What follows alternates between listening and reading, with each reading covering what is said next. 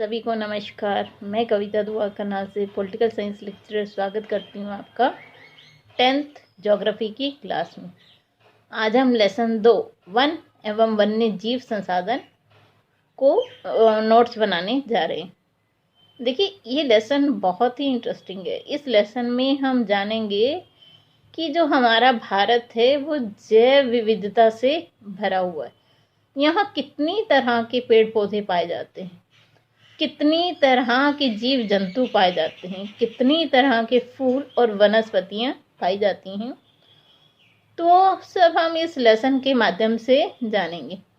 बहुत ही interesting lesson है। Lesson में और भी बहुत सी चीज़ें हैं, जैसे कि कौन सी ऐसी पशु पक्षियों की प्रजातियां हैं जो कि संकट में हैं, कौन सी ऐसी हैं जो कि लुप्त हो चुकी हैं, कौन सी प्रजातियां ऐसी हैं जिन्हें हम संरक्षण देकर बचा सकते हैं। तो सबके बारे में विस्तार से जानेंगे। तो चलिए शुरू करते हैं हम अपना topic. 10th geography lesson 2 one एवं वन्य जीव संसाधन। तो चलिए देखते हैं लेसन क्या कहता है।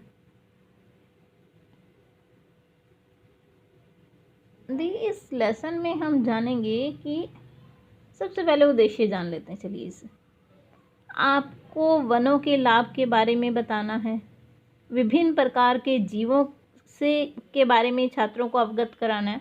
मतलब कौन से जीव ऐसे हैं जो लुप्त होने की कगार पे हैं, कौन से ऐसे हैं जिनकी संख्या बहुत कम रह गई है, ऐसे कौन से जीव हैं जो हम जिन्हें रक्षण प्रदान कर रहे हैं ताकि उनकी संख्या में वृद्धि हो। उस सब के बारे में आपको अवगत करवाना कि हमारे यहाँ कितनी तरह के फूल पौधे, कितनी तरह के जीव जंतु हैं, वो सारा जो ज्ञान है आपको इस पाठ में मिलेगा। वनों की विकास में क्या भूमिका होती है, वनों को काटने से हमें क्या नुकसान हो रहे हैं, उन सब के बारे में हम जानेंगे। तो चलिए पहले इस लेसन के कुछ इम्पॉर्टेंट फैक्ट्स हैं वो जान लेते हैं कि क्या क्या इसका वो है। देखिए, वनस्पति जात क्या होती है कि किसी क्षेत्र विशेष में जो वनस्पतियां पाई जाती हैं उनकी क्या विशेषताएं और क्या लाभ हैं, वो उनकी अपनी विशेषताएं और लाभ हैं, वो वनस्पति जात कहलाती है। एक पर्टिकुलर क्षेत्र में पाई जाने वाली वनस्पतियां। प्राणी जात, विभिन्न प्रकार के प्राणियों का समूह। वन, जहाँ विभिन्न प्रकार के पेड़ पौधे प्राकृतिक रूप से अपने आप ही बिना किसी मनुष्य की सहायता के पनप आते हैं। वन्य जीव, वनों में जो रहने वाले प्राणी हैं उन्हें हम क्या कहते हैं, वन्य जीव। पादप जातियाँ कौन सी होती हैं? देखिए, पेड़ और पौधों की विभिन्न प्रजातियों को हम क्या कहते हैं, पादप जातियाँ। जल स्थल चर, जल और भूमि दोनों पर रहने वाले जो जीव हैं उन्हें हम जल स्थल चर कहते हैं। कृत्रिम वन कौन से हैं? वो वन जिन्हें हम वृक्षारोपण या वन महोत्सव बनाकर लगा रहे हैं और वनों के क्षेत्रफल में वृद्धि कर रहे हैं, उसे हम क्या कहते हैं, कृत्रिम वन।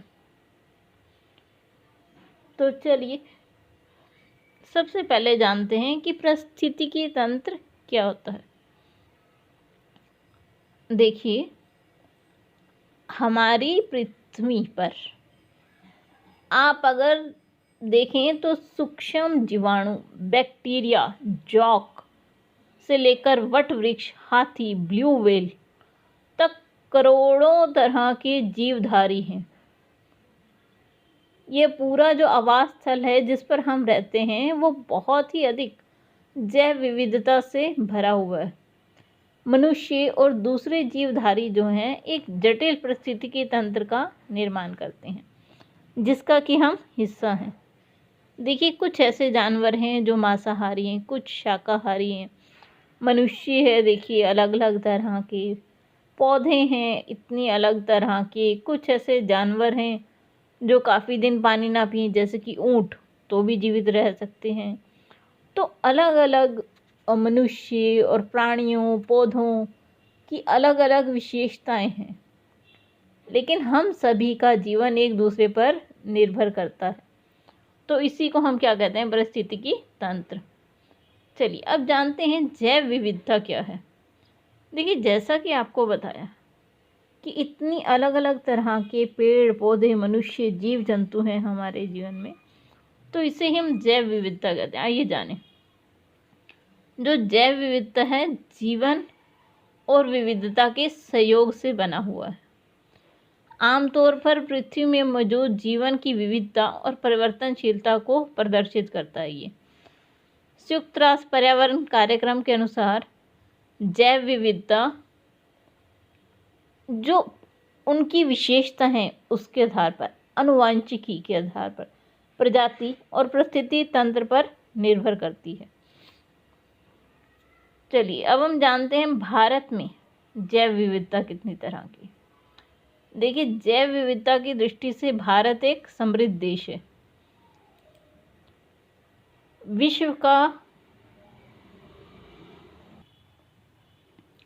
भारत जैव विविधता में समृद्ध देश है। देखिए विश्व का 2.4 क्षेत्रफल जो है वो हमारे भारत का है। विश्व का देखिए पूरा विश्व अगर हम लगाते हैं 100, तो उसका जो 2.4% क्षेत्रफल है वो हमारे भारत का है।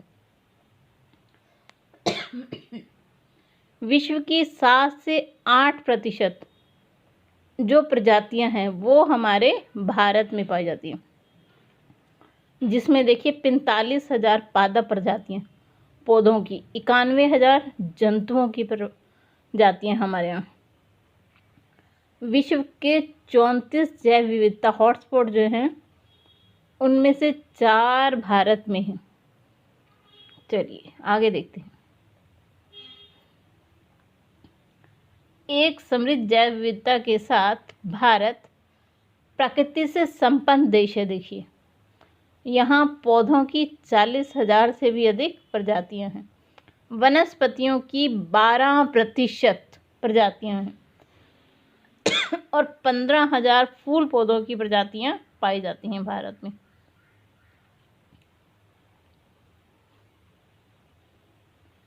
और देखिए स्तनधारी कितने पाए जाते हैं? 7.6%, पक्षी 12.6%, सरीसृप 6.2% और सभी तरह के उभयचर जो होते हैं वो 4.4% हैं।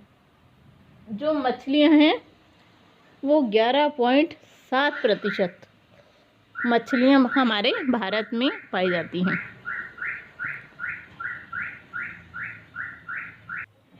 चलिए अब हम इनका वर्गीकरण करते हैं। देखिए सामान्य जातियाँ, वे जातियाँ जिनकी संख्या जीवित रहने के लिए सामान्य मानी जाती है, जैसे कि पशु, साल, चीड़,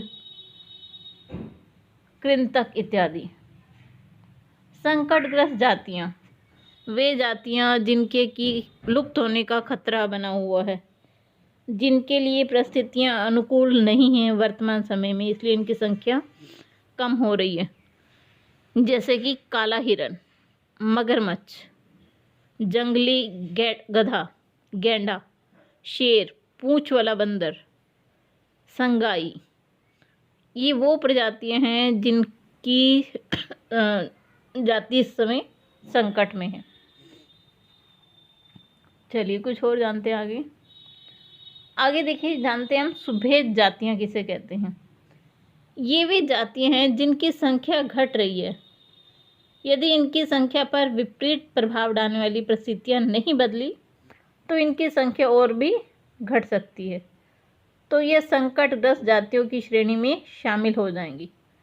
देखिए फिलहाल तो इनकी संख्या है, अगर हम कंट्रोल नहीं करते तो ये भी संकटग्रस्त जातियों की श्रेणी में चली जाएंगी। तो इसके उदाहरण है नीली भेड़, एशियाई हाथी, गंगा नदी की डॉल्फिन। तो ये आपके MCQ में भी आ जाएगा कि सुभेद जातियाँ कौन सी हैं, नीली भेड़, एशियाई हाथी, गंगा नदी की डॉल्फिन इत्यादि। चलिए अब हम पढ़ लेते हैं दुर्लभ जातियाँ। इन जातियों की संख्या बहुत कम या सुभेद है। यदि इनको प्रभावित करने वाली विषम परिस्थिति परिवर्तित नहीं होती तो ये भी संकटग्रस्त की श्रेणी में आ सकती हैं, जो दुर्लभ प्रजातियां हैं। चलिए आगे देखते हैं। आगे देखिए स्थानिक जातियाँ, ये वो है जो किसी क्षेत्र विशेष में पाई जाती हैं या स्थान विशेष पे पाई जाती हैं। प्राकृतिक या भौगोलिक सीमाओं से अलग विशेष क्षेत्रों में जाने वाली जातियाँ, जैसे अंडमानी टील, निकोबारी कबूतर, अंडमानी जंगली सूअर, अरुणाचल के मिथुन इस जाति के उदाहरण हैं। ये सिर्फ वहीं पर ही पाई जाती हैं। अब देखिए लुप्त जातियाँ, वे जातियाँ जो इनके रहने के आवासों में खोज करने पर अनुपस्थित पाई गई हैं। जैसे हम ये स्थान विशेष वाली को देखें, हम अगर बात करें अंडमानी जंगली सुअर की, अगर मान लीजिए वहाँ पर नहीं मिले हमें एक भी देखने को, तो ये किस में आ जाएगा? लुप्त जाति में। तो देखिए ये वो जातियाँ हैं जहाँ इनके रहने का स्थान है लुप्त जाति, और वहाँ पर ये नहीं पाए जाते, तो इन्हें हम क्या कहते हैं? लुप्त जातियाँ। तो इसके उदाहरण है एशियाई चीता और गुलाबी सिर वाली बतख, ये लुप्त जातियों में शामिल हो चुकी हैं। अब देखते हैं कुछ इंटरेस्टिंग फैक्ट। क्या आप जानते हैं वन सर्वेक्षण के अनुसार 1951 और 80 के बीच लगभग 26,200 वर्ग किलोमीटर वन क्षेत्र कृषि भूमि में परिवर्तित कर दिया गया। देखिए अधिकतर जनजातीय क्षेत्रों, विशेषकर पूर्वोत्तर और मध्य भारत में स्थानांतरी खेती अथवा स्लैश या बर्न खेती के चलते वनों की कटाई की गई है। देखिए 26,200 वर्ग किलोमीटर जो जंगल का एरिया था उसे काटकर कृषि भूमि बना दिया गया। तो हमारे देश में वनों का जो क्षेत्रफल है वो कम होता जा रहा है। एक और इंटरेस्टिंग फैक्ट देखिए, क्या आप जानते हैं जो बड़ी बड़ी विकास परियोजना है उन्होंने भी वनों को नुकसान पहुंचाया है। अनेक बार बांध बनाने के लिए या कोई हाईवे बनाने के लिए, कोई पुल बनाने के लिए भी वनों को काटा जाता है। तो ऐसे ही 5,000 वर्ग किलोमीटर से अधिक वनों को साफ किया गया है ऐसी परियोजनाओं के लिए। मध्य प्रदेश में 4 लाख हेक्टेयर से अधिक वन नर्मदा सागर परियोजना के पूर्ण होने से जलमग्न होने का खतरा बना हुआ है। कुछ और इंटरेस्टिंग फैक्ट जानते हैं। देखिए हिमालय यव एक पौधा है, इस पर आपको शॉर्ट क्वेश्चन भी आ जाता है। हिमालय यव, देखिए हिमालय यव चीड़ की तरह सदाबहार पेड़ है। ये एक औषधि वाला पौधा है। जो इसकी छाल है, पत्तियां हैं, टहनियां हैं और जड़ों से टक्सोल नामक एक रसायन निकलता है जो कि कैंसर के उपचार के लिए काम आता है। इससे बनने वाली दवाई विश्व में सबसे अधिक बिकने वाली कैंसर औषधि है। अत्यधिक निष्कासन के कारण इस वनस्पति को खतरा पैदा हो गया है। तो देखिए जब मनुष्य अपने अधिक लाभ के लिए इस वनस्पति को, अगर इसके पेड़ नहीं लगाएगा और काटता ही जाएगा इन्हें, तो ये तो ख़त्म ही हो जाएंगी। तो आपको याद रखना है जो हिमालय यव है उससे टक्सोल निकलती है और टक्सोल कैंसर का इलाज करने में काम आती है दवाई। चलिए आगे देखते हैं। क्या आप जानते हैं भारत के आधे से अधिक प्राकृतिक जो वन हैं वो ख़त्म हो चुके हैं। 1/3 जलमग्न भूमि सूख चुकी है। तो जो भारत में जो वनों का एरिया है वो बहुत ही कम होता जा रहा है। उसका कारण क्या है कि पेड़ पौधों की कटाई हो रही है, वनस्पतियों की कटाई हो रही है। जब ये चीज़ें कट जाएंगी, जंगल ही नहीं होगा, तो जानवर कहाँ जाएंगे? तो उससे जानवर भी लुप्त होने का कई जानवर ऐसे हैं जो लुप्त होने की कगार पर पहुँच गए। चलिए अगला देखते हैं कि मनुष्य वनों के विनाश के लिए कैसे जिम्मेदार है। देखिए जो मनुष्य है वो अपनी बढ़ती हुई खाद्यान्न की ज़रूरतों को पूरा करने के लिए पेड़ों की कटाई कर रहा है, अधिक पशुचारण कर रहे हैं हम, इनमें ईंधन के लिए लकड़ियाँ काट रहे हैं, तो इससे जो वन है उनका विनाश हो रहा है। जंगलों की बर्बादी के लिए खनन प्रक्रिया भी काफ़ी हद तक जिम्मेदार है। हम महत्वपूर्ण खनिज निकालने के लिए खनन कर रहे हैं। 1952 में विकास परियोजनाओं के नाम पर 5000 किलोमीटर वनों को साफ किया। तो देखिए, कभी विकास परियोजनाओं के नाम पर, कभी खनन के नाम पर, कभी पशुचारण के नाम पर, कभी खाद्यान्न की ज़रूरतों को पूरा करने के नाम पर, कभी रेलवे लाइन, कभी कृषि, इन सब के नाम पर हम जंगलों को क्षति पहुंचा रहे हैं। लेकिन देखिए, जंगल नहीं होंगे तो वर्षा, जो हमारा तापमान है पृथ्वी का, वो बढ़ जाएगा, ग्लोबल वार्मिंग होगी। तो मनुष्य सबसे अधिक जिम्मेदार है वनों के विनाश का। चलिए, आज के लिए बस इतना ही। इससे आगे का हम अगले भाग में देखेंगे। अगर आपको वीडियो पसंद आए तो लाइक ज़रूर कीजिए और चैनल को सब्सक्राइब ज़रूर कीजिए। आप सभी का बहुत बहुत धन्यवाद।